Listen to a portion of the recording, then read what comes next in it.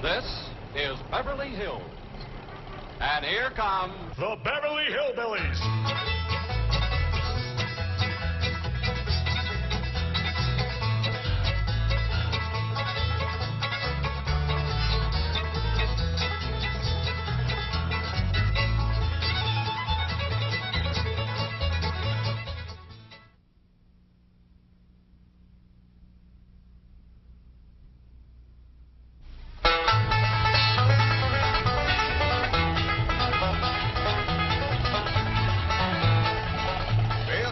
Let's find that house we bought. House they bought? In Beverly Hills? Whoa, wait a minute, hold it. How could a bunch of hillbillies possibly buy a mansion like this? Let's take them back to their home and see how this whole thing started.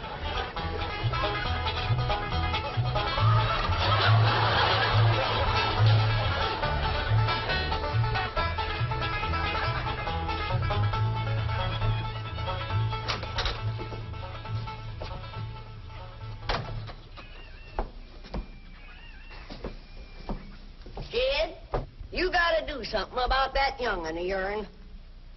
How'd that happen? Fighting with a bobcat.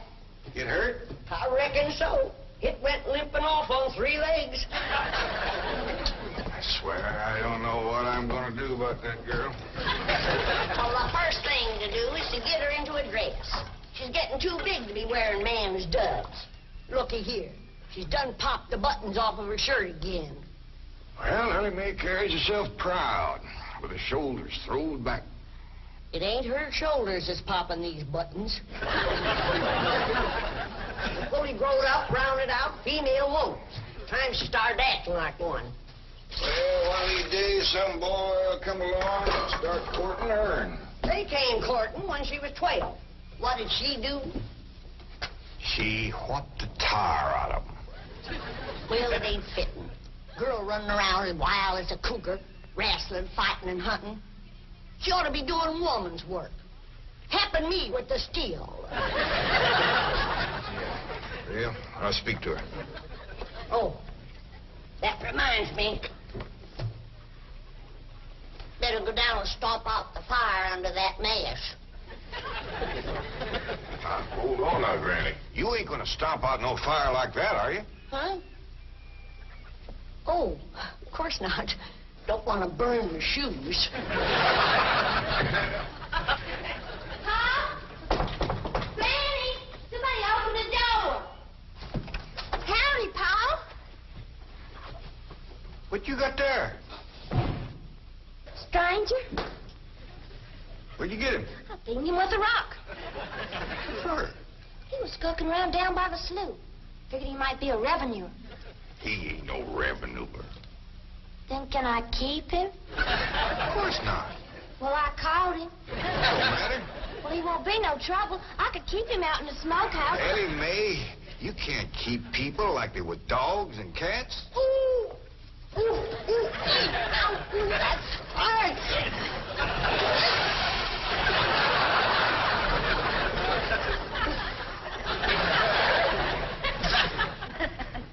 Who's that? Some feller Ellie found nosing around. Beaned him with the rock so it'd be easier to tote.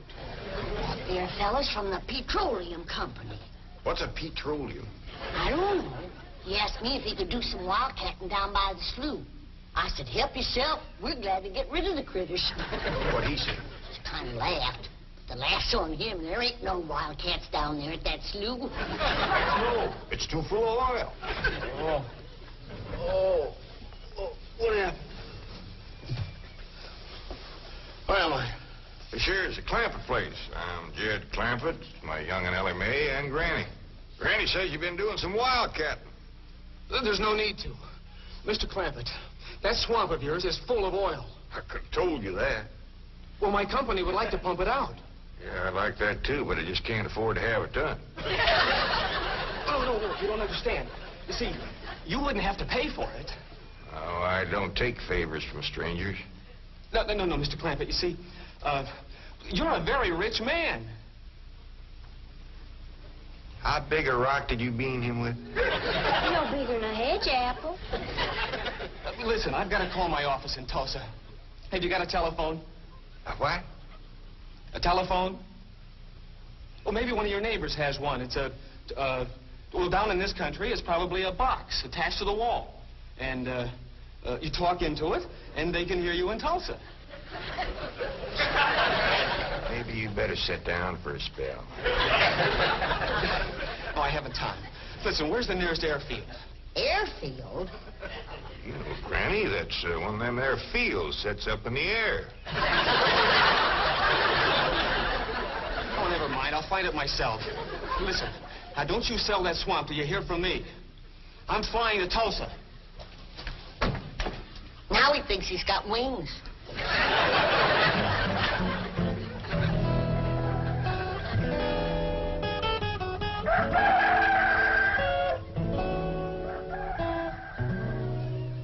Morning, Granny. Watch them buttons, child. Granny! Them pigs of yours got into the corn. Did they drink much?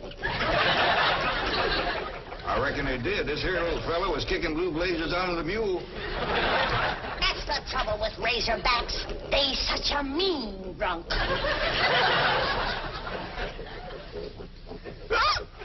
Yeah, this wouldn't happen if you'd stay in the house where you belong.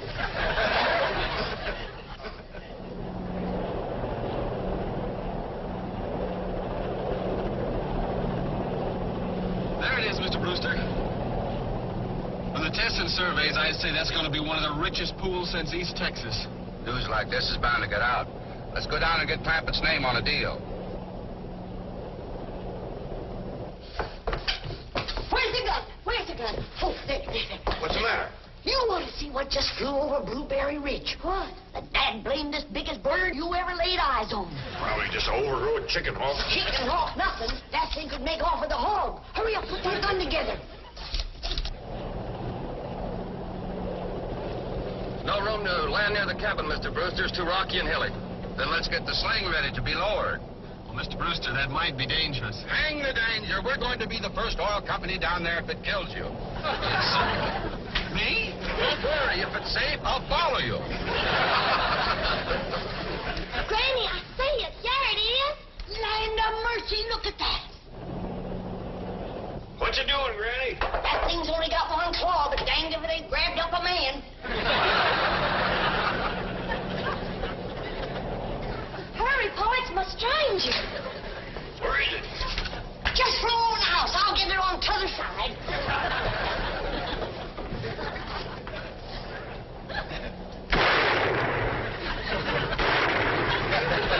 You kill it, Granny?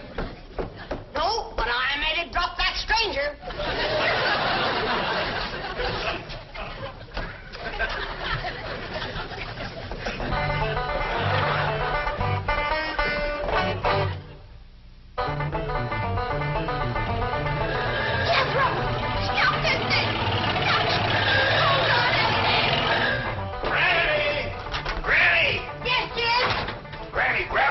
Something and hang on. Cousin Pearl and that overgrown son of hers is headed right for the cabin in that old truck. Heaven protect us.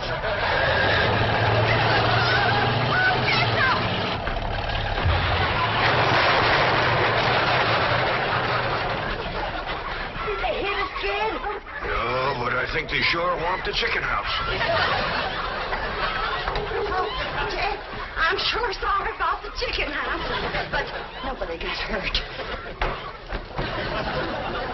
Jethro, I told you to get rid of them worn-out brakes. I did, Ma. That's how come we ain't got none. Get on out and lift the chicken house back on its foundation. Jed? Yeah. Jed, Ellie Mae came running over to my place, and she said you sold the swamp to some oil company. Well, yeah, I guess I did. What did they pay you for it? Well, he ain't paid me nothing yet. The Brewster fella said he'd bring the money later. Well, how much they going to pay you? Well, he said I'd depend some on how much oil they could pump out. Well, you must have mentioned some figure. What was it? Now, Pearl, you know that old swamp wasn't worth shucks. Jed Clampett, you got slickered and you're ashamed to admit it. That's just what I told you. Granny, how much they gonna pay him? All right, I'll tell you. He said it runs somewhere between 25 and 100. 25 and 100? I know it don't sound like much, but Mr. Brewster seemed to set great store by the fact he's going to pay me in some new kind of dollar. There ain't no new kind of dollars. Well, it's new to me. I've heard of gold dollars, silver dollars, paper dollars, but he says he's going to pay me in, what do you call them, Granny? $1 million. Yeah, $1 million? he wrote the whole thing out on this piece of paper. Here, you can see for yourself. I don't know nothing about that kind of stuff. Let's see here now. Thanks in heaven. Granny, give me the jug. It's empty, but I'll fetch some. I'll go, Granny.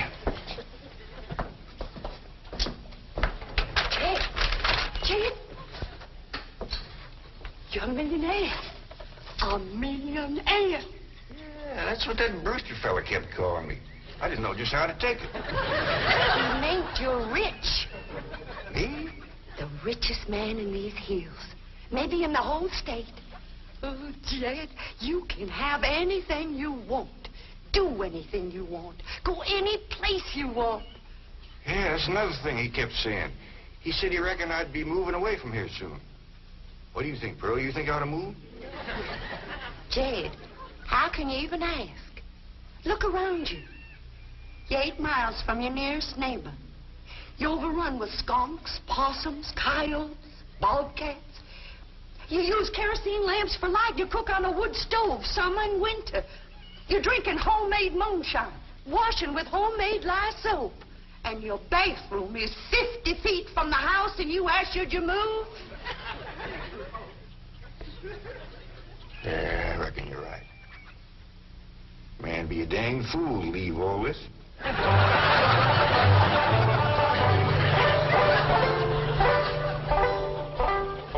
Oh, there you are, Jed. You misunderstood me. I meant you should move away. And you know where I'd go if I was you? Where? California. California? Yes, sir. Beverly Hills, California.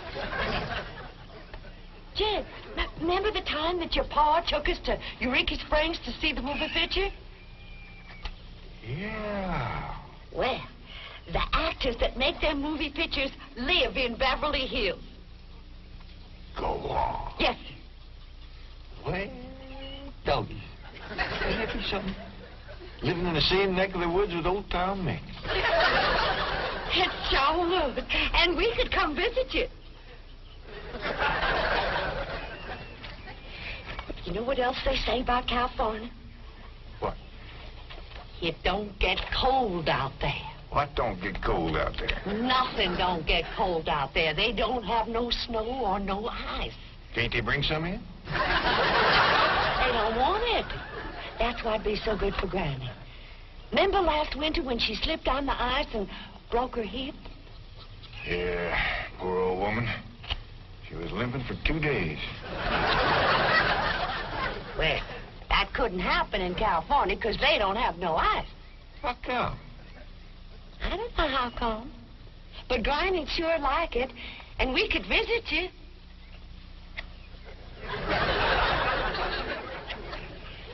You know what else they say about California? Maybe Jethro know how come there's no ice. He's going to school. You could ask him. Jethro, Yeah, Ma. come on over here. Speaking of school, Ellie Mae could get herself a fine education out there in Beverly Hills. Yeah, Ma? Your rich uncle's got a question he'd like to ask you. What rich uncle, Ma? Your rich Uncle Jade. Jethro? How come there's no ice in California? Don't look at me. I didn't take it. Big dumble. Well, I didn't, Ma. Oh, get out of here. Well, you always do. I don't know. I was saying, Jed, folks claim California's got it all beat. Why, things grow twice as big out there. Jethro would be a whopper, wouldn't he? Ain't He could help you move. He's awful handy at lifting and toting, and he could drive you out in my truck. I tell you what, Pearl. I'm going to have to study on this. When that Brewster feller comes back, I'll ask him what he thinks. Well, your cousin is right about that, Mr. Clampett. Beverly Hills is a choice residential area, and lots of millionaires do settle there. Folks like me, huh? Well, millionaires. And movie stars, too. Oh, yes, yes. Is Tom Mix there? No, I'm afraid Mr. Mix is dead. Oh? Oh, yeah. What's the matter with me? Remember, Pearl, he got shot at the end of that picture. Well, there are plenty other movie stars, and that's where Jed wants to live. Ain't it, Jed? I do like the notion of living in the hills. Never could stand flat country. Mr. Clampett, I think it only fair. That is, well, I think you may have a wrong idea about Beverly Hills. Is that where you live? No, my home is in Tulsa. Well, say, maybe you could get us a place there in your neighborhood. Mr. Clampett, let's not beat around the bush. You will love Beverly Hills. Then that's it. Can you steer Jed onto a good place? No, I can get the bank out there to handle it for him. He'd like a nice big place with plenty of room for his kinfolk to visit him. I would like a nice, roomy place if I could afford it. Oh, Mr. Clampett, with your money, you can afford the Taj Mahal. Okay, I'll take it. Well, no, you see, I was just making a little joke. Oh, well, go right ahead. Well, you see, the Taj Mahal is in India.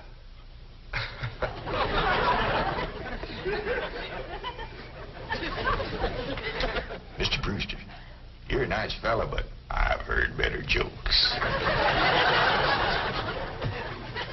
Is the foreigner staying to supper? I'm ashamed to say I ain't asked him. How about it? Oh, I don't think so. Oh, no trouble. What you cooking tonight, Granny? Mustard greens and possum innards. Mm-hmm. Did you hear that, Mr. Brewster? Very clearly. Want to change your mind? Not this time. Well, if you should happen to come back tomorrow, we'll be having leftovers. That's the thing about possum innards. They's just as good the second day.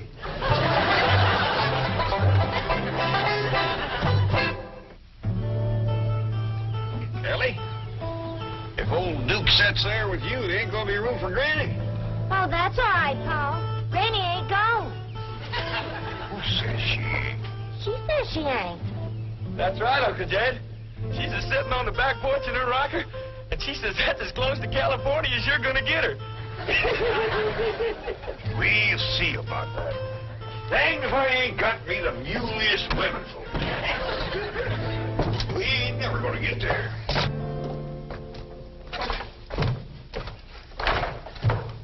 Now, what's all this nonsense about you ain't going to California?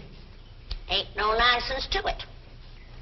If the good Lord had wanted me in California, he'd have put me in California. Maybe he's just getting around to it. The book says he moves in mysterious ways. Well, if he moves me, I'll go. But you and Big Jethro ain't a budging me. Granny, this here Beverly Hills sounds like the kind of place you'd like. That Brewster fella says they got smogs out there. What's a smog? Well, me and Jethro figured out that's a small hog. And you heard what Pearl said. He ain't got no snow on, feller. Has bought us a house in them Beverly Hills. He's in our $25 million to look out there. Well, you just chase on out after it. I'm staying right here. And I ain't afeared neither. Granny, I ain't leaving you here alone. And I ain't a budging out of this rocker.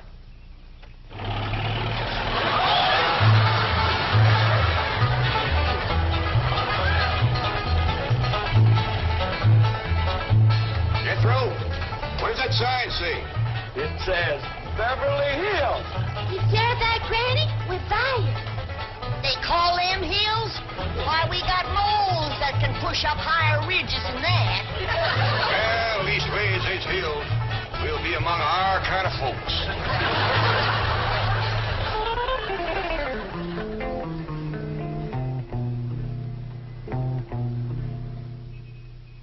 deposit of $25 million to the account of J.D. Clampett.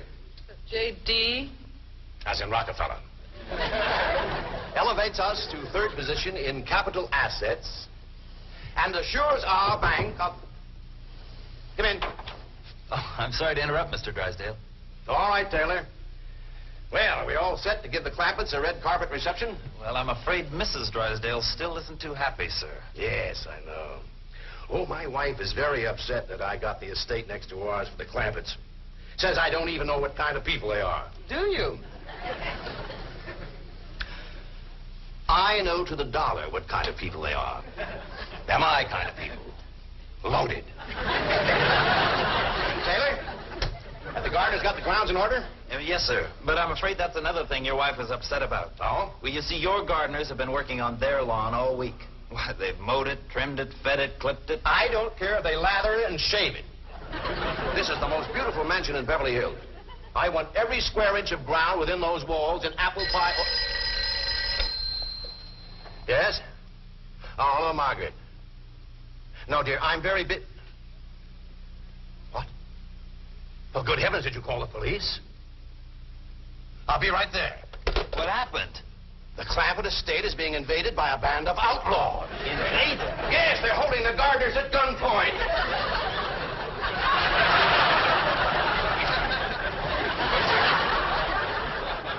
Sure is lucky we come along when we did. That's the truth. The way they were slipping through that gate, another 5 minutes and that whole darn prison would have been empty. Jethro, you sure that's a prison? Yeah, Uncle Jed. I seen pictures. Only thing is, how come there ain't no guards on them walls? Probably done them in with them knives and things. These killers if I ever did see any. Fine neighborhood we's moving into. You hear that? I dig there's bobcats and they see them. Them sirens! Somebody's calling the law. I reckon they's gonna be mighty grateful for what we done. Folks out here has got a strange way of showing they're grateful. You've locked up one of the richest men in the country. Mr. Clampett, I don't know how to apologize. I'm deeply humiliated. What have you cutthroats done with J.D. Clampett? I'm Jed Clampett, and I'd appreciate it if you'd let go of my Sunday shirt. You're J.D. Clampett, the oil millionaire? Yep, this here's my nephew, Jethro. Howdy. Quickly, man, unlock this cell. Mr. Clampett, on behalf of the entire city of Beverly Hills, I extend our deep and humble apologies for this unfortunate and embarrassing incident. Oh, I'm Milburn Drysdale, president of the Commerce Bank of Beverly Hills. My car is waiting to take you and your family to your new home. We want you to know how happy we are to have you, your handsome nephew, your lovely daughter, and your beautiful mother.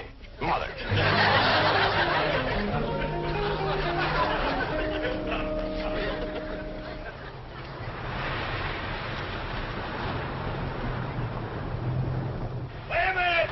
Stop this car! Mr. Drysdale, you tricked us. You just took us out of jail so you could bring us back up here to prison. Head for the hills, everybody! No, wait! Come back! It's not a prison, it's your home!